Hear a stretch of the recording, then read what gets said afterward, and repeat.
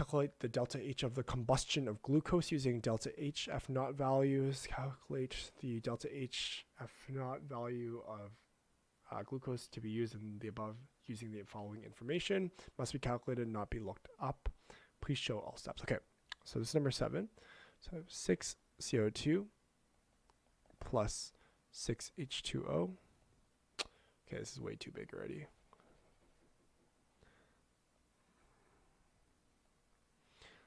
Six CO2 plus 6 H2O give us C6 H12 O6 solid plus 6 O2 gas. The delta H here is 282 kJ. It's asking us to calculate delta H reaction of glucose using HF naught values. So basically what they have here is we want basically the standard heat of formations, and they can all be found in the table, and I'm not given actually the table here. But what we know from this reaction here is this is actually not the combustion reaction. Combustion reaction is actually the reverse, right? So I'm going to actually have to rewrite this in terms of the reversed reaction here. So C6H12O6 solid plus 6O2 gas, react to form this guy here plus 6H2O liquid, and the delta H of this reaction is simply just flipped, right? So this is negative 2826 kJ here. So let's see.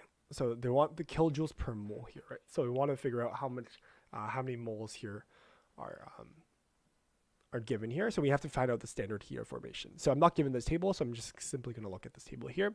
So for CO2, it's negative 393.5, and then so on and so forth. So what I can do now is I can figure out the if I have the standard heat of formations, I can actually use Hess's law to figure out our enthalpy of reaction, right? So let me figure this out first. So let's see. I guess I don't have to flip this equation here because because it says calculate delta H of F naught of glucose, so not the heat of reaction here. So yeah, so I actually don't need the reverse reaction here. I thought they wanted the delta H of reaction. So I basically use Hess's law here, which states that delta H of reaction equals basically the sum of products of delta H of our products, H products, minus the sum of all delta H's of our reactants here. And this means this would equal, so products here, I'm making C6H12O6 and 6O2, right? So in this case here, I don't know what this glucose is. So I can say this is simply just our X value here. And so I'm going to multiply by 1 because 1 is our coefficient here. I'm going to add, again, the product here, which is 6. I have 6 oxygens, and O2 here is simply just 0, right? Because again, this is an elemental compound here. So this is simply just 0 kilojoules per mole minus the sum of all the enthalpy of our reactants here. So we have 6 carbon dioxides here, which is negative 393.5. So negative 393.5 kilojoules per mole. Plus, and again, this here is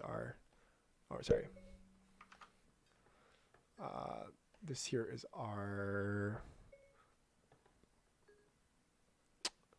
delta H of products, and this guy here is the reactants. So I have 6, and then I have 6 more of, let's see, I have 6 CO2, I have 6 H2Os, and H2O has negative 285.8 as its delta H of formation here. So negative 285.8 kilojoules per mole. And then I'm going to zoom out here for a sec so you can see everything here. So this simplifies to, again, this is here at 0.